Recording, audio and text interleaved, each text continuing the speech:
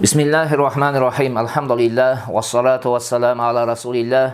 Allahümme allimna ma yenfa'una ve enfa'na bima allamtana ve zidna ilmen nafi'an. Hurmatlı okucular, biz ulu imamımız, takvalardan takvası, mazhab başçımız Abu Hanife rahmetullahi aleyhinin Al-Fiqhul Akbar adlı kitabından sabahımızda ulantudayız. Ötken temada peygamberlerden masumluğu jönünde jana süyüklü peygamberimiz Muhammed sallallahu aleyhi ve sellem'nin bir kança sıfatları jönünde bayandadık. Kudayım buyursa mına oşol toktogон жерден сабакты улантабыз. Кудай Таалам бардыгыбызга бекем иман, ыхлас, ынсап, топук берсин. Bismillahirrahmanirrahim. Afdalun nasi ba'dan nabiyyi aleyhisselam Abu Bakr Siddiq, ثم عمر بن الخطاب الفاروق، ثم عثمان بن عفان ذو النورين، ثم علي بن أبي طالب المرتضى رضي الله تعالى عنهم أجمعين. Adattagınday birinci sözme söz kotorup alıp durup, andan keyin ar bir süйлөмдү çeçmelöөгө kirişeli. Peygamberimiz sallallahu aleyhi ve sellem'den keyin adamlardan takvalık jagıdan jana iman keltirүүde ozuu jagынан en afzeli bol Abu Bakr Siddiq radıyallahu anhu, andan keyin Hattab'tın ulu Umar radıyallahu anhu, andan keyin eki nurdan eýsi bolgon Usman radıyallahu anhu, andan keyin Allah andan razı bolgon Abi Talib'tin ulu Ali radıyallahu anhu. Hurmatly okuçular, Abu Hanife rahmetullahi aleyhi bu süйлөмдө paygamberlerden keyin iman keltirүүдө ozgonduk jana takvalık jagынан en afzel adamdardı bayandagan. Alardan ireti tömönküçü. En birinci Abu Bakr radıyallahu anhu. Abu Bakr'dın özünün atı cahiliyet doğrunda Abdul Kaaba bolgon. Anan Peygamber sallallahu aleyhi ve sellem ağa Abdullah dep at koygon. Atasının lakab atı Abu Kuhafa bolgon. Negizgi atı Usman bolgon. Abu Bakr'dın sancırası tömönküçe bolot. Abdullah Usman'ın ulu, Al-Amir'din ulu, Al-Amr'din ulu, Al-Ka'b'din ulu, Al-Sa'd'din ulu, Al-Murra Qurashi'nin ulu, Al-Taymi'nin ulu bolot. Abu Bakr Siddiq radıyallahu anhu Hicri yıl sanağı menen 13. yılı Cümadil Ula ayının 22. çislosunda 2. günü düğüne salgan. Kançançı yılı kaç boluptur? Hicri yıl sanağı menen 13. yılı Cümadil Ula ayının 22. çislosunda 2. günü düğüne salgan. Abu Bakr Siddiq'in radıyallahu anhu'nun lakab atı Siddiq çınçıl bolgon. Takay çın süylөгөндүктөн жана чындыкты тастыктагандыктан бардык адамдар Peygamber sallallahu aleyhi ve sellem Miraç keçesine çıkıp kelgen kezde tаңыркап, ekilenip kalıp adamlar Peygamberden aytkan sözdün kabul kılbagan kezde Abu Bakr Siddiq oşonu kabul kılgan, Peygamber aytkan bolsa bol çın degen söz menen tanılgan sahabalardan bolup eseptiler. Peygamber ayttığı, Peygamberden aytkanı çın dep. Oşon üçün bol Abu Bakr Siddiq'ti en birinci lakab atı emneken Siddiq degen. Abu Bakr radıyallahu anhu Allah Teala Kur'an'da takva dep atagan kişi. Allah Teala ıyık Kur'an-ı Kerim'de Layl suresinin 17. 18. ayetinde mintip aytat. A'udhu billahi mineşşeytanirracim. Ve sayucennebuhal atqa ellezî yu'ti mâlehu yetezekka. Tozokton takva gana oğlak bolot. Al takva kim dese al mal mülkün Kudaydın jolunda sarıptap tazalanat degen ayat düşöt. Mına uşul ayattagı atqa degen söz atqa degen sıfat kimdige tiyешелүү eken? Abu Bakr Siddiq'e gana tiyешелүү sıfatlardan. Uşul Kur'andaga uşul atqa degenden maksat kim eken? Abu Bakr Siddiq radıyallahu anhu olur. Oşonda ele Allah Teala Kur'an'da Abu Bakr Siddiq'ti iki kişinin ikincisi dep atagan. Saniyesnayin dep bardığımız ele biliriz. Tavba suresinin 40. ayetinde. Anan Peygamberimiz sallallahu aleyhi ve sellem dağın Uhud doğunda eken kezde Sıddık dep atagan. Peygamberimiz sallallahu aleyhi ve sellem Uhud doğuna çıkıp чыккан кезде Абу Бакр радıyallahu anhuну Sıddık деп атаган. Пайгамбар саллаллаху алейхи ва саллям мынтип айтат: Усбут Ухуд, фа иннама алейка набийюн ва сиддикун ва шахидан. О Ухуд, токто. Анткени сенин үстүңдө пайгамбар, сыддык жана 2 шейит бар дейт. Азаңыз ушул жерде Сиддик деп ошондор пайгамбарыбыз саллаллаху алейхи ва саллям менен чогуу ким болгон? Абу Бакр Сиддик чогуу болгон. Усман радıyallahu anhu, Али радıyallahu anhu болгон. Ошол жерде анан пайгамбарыбыз саллаллаху алейхи ва саллям ушул сөздү айткан. Абу Бакр Сиддик эң абзел адам экендиги тууралуу дагы пайгамбарыбыз саллаллаху алейхи ва салламдын хадистеринен келтире кете турган болсок, Жубайр бин Мут'им радıyallahu таала анху айтты: أن امرأة أتت رسول الله صلى الله عليه وسلم فكلمته في شيء فأمرها بأمر فقالت أرأيت يا رسول الله إن لم أجدك قال إن لم تجديني فأتي أبا بكر. Bir ayal Peygamber sallallahu aleyhi ve sellem'nin canına gelip mintip aytат: Eğer men kelip sizni tapmasam, Peygamberin canına keletdi, bir neselerdi süyleyt. Anan Peygamber ağa bir neselerdi buyurat. Mına oşondan keyin janağı aylar kayırılıp aytат: Eğer men kelip sizni tapmasam dep Peygamber sallallahu aleyhi ve sellem'ga ölgönüne işara kılgan siyaqtı aytат da. Mındayça aytkanda men kiyingi kelgenimde eğer de siz düğünü salgan bolsoңуз, men kimge kayırılam, kimden nasihat alam, kim maga tuğra joldu körsötöt деген bir sözdü aytkan kezde Peygamberimiz sallallahu aleyhi ve sellem mintip aytkan eken: Eğer meni tapmasaң, anda Abu Bakır'a keliniz dep. Eğer meni tapmasaң, andan Abu Bakır'a keliniz dep. Бұл hadisin ulandısı var. Biz kerekli jerini gana ayttık. Bu hadis Bukhari menен Muslim'de kelgen. Oşonda ele Amr bin As radıyallahu anhu aytat. Amr bin As radıyallahu anhu aytat: Ayyun nasi ahabbu ileyke. Men Peygamberga sallallahu aleyhi ve sellem'ga mintip ayttım deyt. Adamdardın kaysınsı senin için süykümdü, sen adamdardın en jakşı görgen adamыңыз kim degende Peygamber sallallahu aleyhi ve sellem mintip cevap bergen eken: Qala Aisha, men Aisha'nı jakşı görömün dep. Qultu minar rijal, men kayra suroo berdim deyt. O Allah'ın elçisi, erkeklerden kimdi jakşı görösün degende Qala Abuha, Aisha'nın atası. Başkası aytkanda kim? Abu Bakr Siddiq radıyallahu anhu. Men kayda suroo berdim. Summa man degende Peygamber sallallahu aleyhi ve sellem aytdı: Qala Umar, Umar'dı jakşı köremin dedi. Mına bu hadisli dagan Imam Bukhari menen Imam Muslim rivayet kılgan hadis.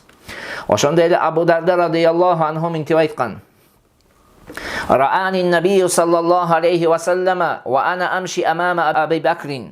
Faqala lima tamshi amama man huwa hayrun mink an inna Aba Bakrin hayrun man talaat aleyhi şamsu ve garubat. Qarаңыздар.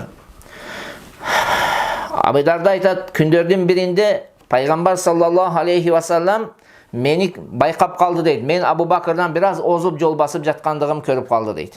Jol basıp jatkanda biraz Abu Bakır'dan aldın ötüp alıp jol baskan eken. Oşol jerde Peygamber sallallahu aleyhi ve sellem maga kayırılıp aytты: O Abu Darda, sen emne üçün senden jakşıraak bolgan adamdan aldın ötüp alıp jol basasың. Emne sebepten? Ankeni Abu Bakır gün çıkıp gün batkan adamlardan arasından en jakşı adam, en afzel adam, en Kudayga jakın adam dedi. Hormatly okuçular, Peygamberimiz sallallahu aleyhi ve sellem'nin bu sözünün biz çoğun sabaklarda alışımız gerek. Bizde Kırgız elinde erteden ulug'larda hurmatlagan, kişilerge meyrimli bolgan el biz. Mına ошол биздин аталарыбыздын кылган иши дал Пайгамбарыбыз саллаллаху алейхи ва салламдын кылган иши болчу. Пайгамбар саллаллаху алейхи ва салламдын үгүт насааты эле, пайгамбардын сүннөтү эле. Ошол себептен улууларды урматтап, улуулардан алдынга жол баскан эмес. Улуулардын астына өтүп алып жол басчу эмес. Бүгүнкү күнү биз жаштар ошол улууларыбыздын Пайгамбарыбыз саллаллаху алейхи ва салламдын сүннөтүн дагы унутуп койдук. Жол баскан кезде biz улууларга урмат көрсөтпөй калдык. Улууларды ызаттабай калдык. Алардын кадыр баркын депсей турган болуп калдык. Биз кайра өзүбүздүн асылыбызга кайтышыбыз керек. Ата бабаларыбыздын ошол сүннөттү бекем кармап келген болсо, биз ошону улантышыбыз керек. Аларды келечек муундарга өткөрүп беришибиз керек. Бул улууларыбызды урматтоо Пайгамбарыбыз саллаллаху алейхи ва салламдын сүннөтү болуп эсептелет. Улууларыбыз, биз чоң алым устаздарыбыз, булардын биз кадыр баркына жетип, аларды сыйлап, алардын урматташыбыз керек. Бул пайгамбардын сүннөтү. Карасаңыз, пайгамбар эмне дейт? Сен эмне себептен Emne sebepten sen nemeden Abu Bakır'dan astın jol basıp atasın. Gün çıkıp gün batkan adamlardan en жақшысы деп. Бұл өте чоң ала турган сабагыбыз бар. Ошон үчүн биз менен сиздер дагы илим алып жатабыз. Өзүбүздөн улууларды урматтайлы, сыйлайлы, алардын кадыр баркына жетели. Жана башка хадистер дагы бул тууралуу келген. Экинчи абзел адам бул Умар радыйаллаху анху. Ал пайгамбарга сүйүктүү болгон кишилердин экинчиси. Эң алгачкылардан болуп исламды жарыя кылган халифалардын экинчиси. Эң алгачкылардан болуп ыймандуулардын амири деп лакабат менен аталган жана башка сыпаттардын ээси. Анын санжырасы төмөнкүчө болот. Умар Хаттоптун уулу, ал Нуфайлдын, ал Абдул Уззанын, ал Рияхтын, ал Абдулла бин Фарттын, ал Разах бин Адинин уулу, ал Кааптын уулу. Кыскасы пайгамбарыбыз саллаллаху алейхи вассаламдын 7-чи чоң атасы болот. 7-чи чоң атасы да Умар менен пайгамбарыбыз саллаллаху алейхи вассаламдын аталары бир болуп кетет. Бул киши дагы хижри жылы менен 23-чы жылы Зулхижжа айынын 25-чи числосунда 4-чү күнү баамдат намазында адамдарды намазга турууга даярдап жатканда Мугира бин Шу'банын кулу отпарас болгон. Мугира бин Шу'банын кулу болгон. Ал отпарас болгон. Отко сыйынгандар болгон. Аты Абулуулу болгон. Мына ушул кишинин колунан шейит болот. Пайгамбар саллаллаху алейхи вассалам менен Абу Бакырдын жанына көмүлгөн. Умардын фазилети тууралуу пайгамбарыбыз саллаллаху алейхи вассалам бир канча хадистери келет. Мына ошолордон кыскача айта кетели. Пайгамбар саллаллаху алейхи вассалам имам Тирмизи риваят кылган хадисте мынтип айтат. Инналлаха жаалал хаққа ала лисани Умара ва қалбих. Албетте Аллах Таала акыйкатты Умардын тили менен дилиге койгон дейт. Бул ошол Умар разыяллаху анхунун тек гана чындыкты сүйлөгөнү, чындыкты кабыл кылгандыгы жөнүндө кылгандыгына ишара кылат. Пайгамбар саллаллаху алейхи вассалам башка хадисинде бул хадисти дагы имам Тирмизи риваят кылган мынтип айтат. Инни ла андуру ила шаятинил инси вал джинни кад фарру мин Умар. Албетте мен адамдан жана жинден болгон шайтандардын Умардан чындап качкандыктарына караймын дейт. Байкап турамын дейт, көрүп турам дейт. Абдулла бин Мас'уд радыйаллаху анху мынтип айтат. لو أن علم عمر وضع في كفة الميزان ووضع علم أهل الأرض في كفة لرجح علمه بعلمهم إني لأحسب 19 العلم ذهب يوم ذهب عمر رضي الله عنه. Abdullah bin Mas'ud mintip aytат. Эгерде Умардын илимин таразанын бир жагына коюлса, калган жер үстүндөгүлөрдүн илимин таразанын экинчи жагына коюлса, Умардын илими алардын илиминен оор болот дейт. Мен Умар разыяллаху анху өлгөн күнү илимдин 10-дон 9 бөлүгү кетти деп ойлоймун дейт. Карасаңыз, шунчалык илимдүү, ушунчалык такыба адам болгон экен. Бул хадисти имам Табарони риваят кылган. Жана башка дагы бул тууралуу хадистер жана асарлар бар, урматтуу окуучулар. 3-чү халифа ким? Усман бин Аффан радыяллаху анху. Ал орозо туткан абалда шейит болгон. Пайгамбарыбыздын күйөө баласы болгон. Периштелер уялган. Эки кыблага жүздөнүп намаз окуган. Бейиш менен сүйүнчүлөнгөн 10 кишинин бири. Жана хижрат кылган 6 кишинин бири болуп эсептелет. Усман ибн Аффан. Анын санжырасы төмөнкүчө. Усман Аффаннын, Ал-Ас бин Ал-Алстын, Ал-Умайянын, Ал-Абдишамстын, Ал-Абдилманафтын. Абдилманаф Пайгамбарыбыз саллаллаху алейхи вассаламдын 3-чү чоң атасы болот. Усман радыяллаху анху хижри жылдын 35-чи жылы жума күнү жана Курбан айт күнү болгон. Жума жана Курбан айт күнү. Эрте менен чыккынчылардын колудан үйүндө шейит болгон да Мадинада Бакы мүрзөсүнө коюлган. Усман радыяллаху анху дагы Пайгамбарыбыз саллаллаху алейхи вассалам бир канча хадистерди айтып кеткен. Усман радыяллаху анхунун фазилети тууралуу бир канча хадистер бар. Анын бири Пайгамбар саллаллаху алейхи вассаламдан имам Тирмизи риваят кылган хадисте мынтип келген.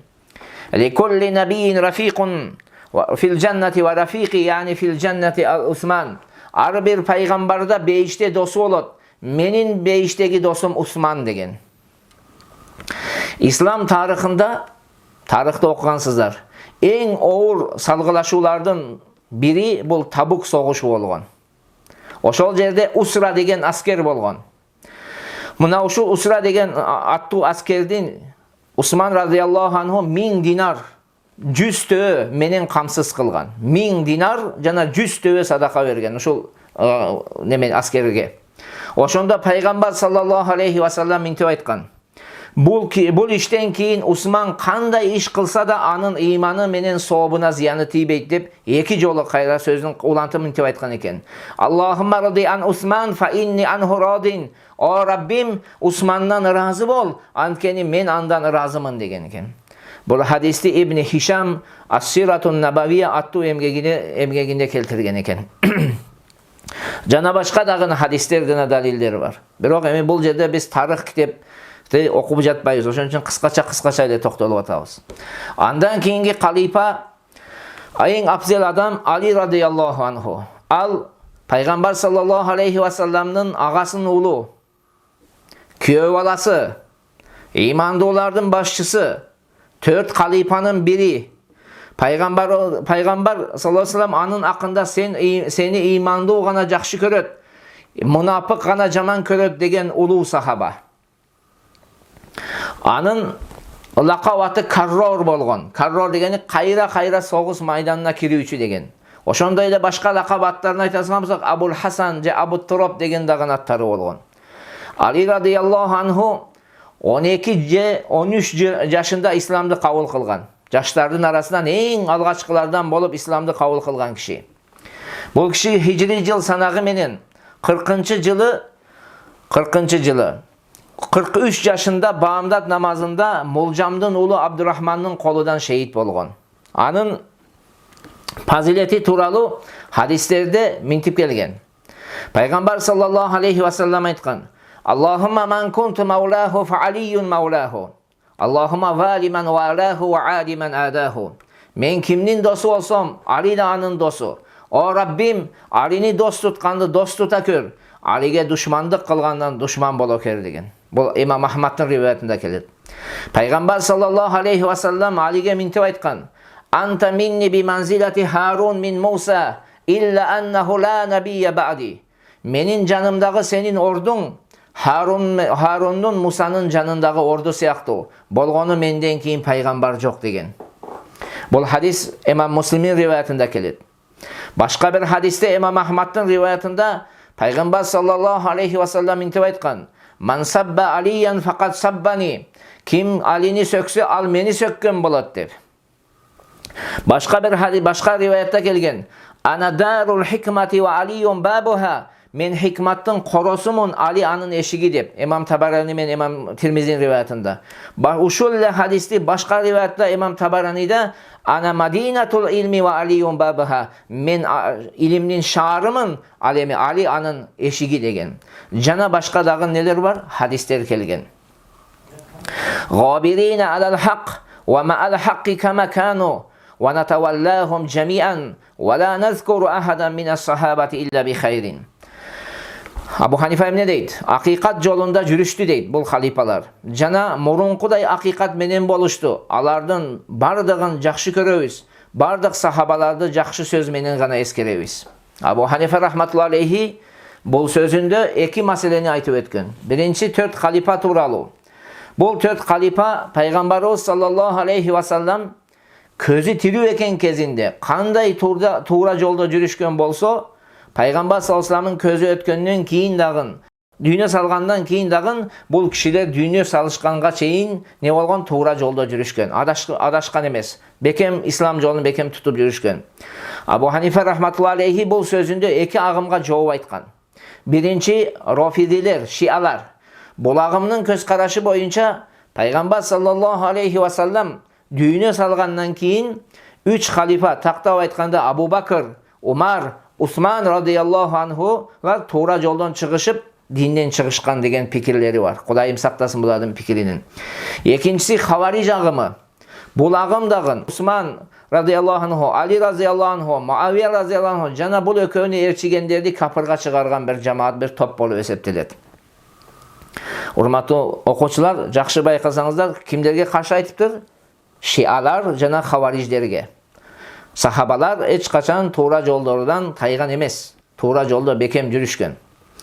Peygamber sallallahu aleyhi ve sellem'nin bu Abu Hanife aytkan söylemdögü ikinci mesele Peygamber sallallahu aleyhi ve sellem'nin sahabalarının жақшы söz menen gana eskerүүnүн zarıldığı turalуу. Ahli sunnattın köz karaşı boyunca hiç bir sahabanı jaman söz menen eskerүүгө bolboyt. Alardan bardığı Osman menen Ali'nin radıyallahu anh'unun fitnasından murun da kiyin de adilettүү boluşkan. Sebebi Peygamber sallallahu aleyhi ve sellem aytkan. İmam Bayhaqi rivayet kılgan hadiste ashabi kan nucum fa bi ayyihim ihtadaytum ihtadaytum. Menin sahabalarım yıldız siyaktular. Alardan kimisine ertsenger tuğra yolu tavasınlar degen. Alemi alardan ortasındağı pikir kelişbeslik ictihat meselesinde bolgon. Halifalık üçün bolgon emes, padişalıkты talaşıp alar biri men soğuşkan emes, ictihat meselesinde bolgon. Bol mesele tuğralı İmam Gazali rahmetullahi aleyhi mintib aytkan eken. Ali radıyallahu anhu can ele halifa bolgon ele deydi. Jana Osman'dı radıyallahu anhu'nu öldürgöndördün uruları köp jana askerlerдің arasında bolgon eken. Qasanız Osman radıyallahu anhu bir öldürüştü. Ananın artıdan Ali radıyallahu anhu emne oldu? Halifa oldu. Can eli halifalıkka oturdu. Öldürgöndördün uruları öte çoğun jana aladın bir kança bölügü ne askerlerдің katarında bolgon. Andiktan Ali radıyallahu anhu mıntip çeçim çıkardı. Eğer de Osman'dı öldürgöndördü uçurda tapşırsam jazaga tartsam. Anda imamçılıktın işinde başalamandık bolup tınсыздык jaralat dep oylogon. Alemi Muaviye radıyallahu anh olsa Osman radıyallahu anh'unu öldürgöndördün kılmışı oğur. Andıktan anı keçiktirүүгө bolboyt. Sebebi eğer keçiktirilse imamdarga baş kötörүүgө batınуулар köbeyet. Bul kandın köp tөгүлүшүнө ne bolat alıp barat dep oylogon. Mına uşunday ictihat meselesinde olup biri men pikir talaşkan eken. Peygamberimiz sallallahu aleyhi ve sellem mintib aytat. İza zukira ashabi fa amsiku. Eğer de menin sahabalarım eskerilse sizler sükut kılgıla deydi. Menin sahabalarım eskerilse sizler sükut kılgıla deydi. Ötkönde bir taksırımız özümüzün Kırgızstandık ele başka bir memlekette turup alıp sahabalarga taşatıp atat. Sahabalardan öte katı söz aytıp koyup atat. Oşol kişi taksırımızga ayta turgan sözübüz sen peygamberden akıllı emessin. Peygamber sallallahu aleyhi ve sellem sağa buyruk berip ketken. Menin sahabalarım eskerilgen kezde sen unçukbagın dep. Sen alarga til tiygizbешиңиz керексиз.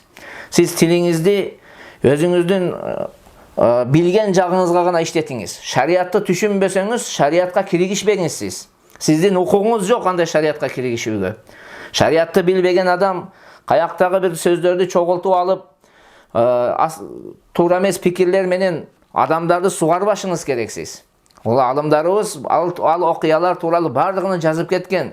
Sahabalarda adiletsizliğe çıkarу sizdin işiniz emes. Büt alımlar kança kılımlardan beri sahabalardan adilettүү ekendigini bir pikir menen aytıp kelip жатқан bolsa, siz bugün alarda tuğra joldan tayışkan degen sözdü aytıp жатасыз. Oşon üçün kiçine urmat menen boluşuңuz керек. Peygamber sallallahu aleyhi ve sellem emne dep jatat?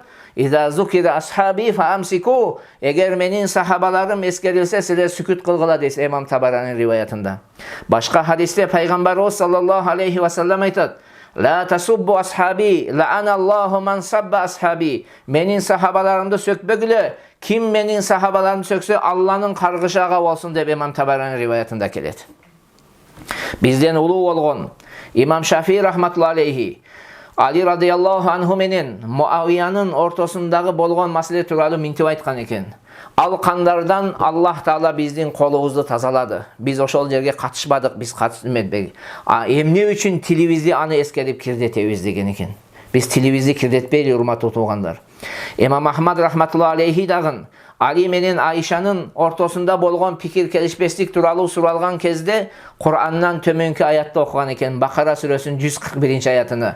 A'udhu billahi mineşşeytanirracim.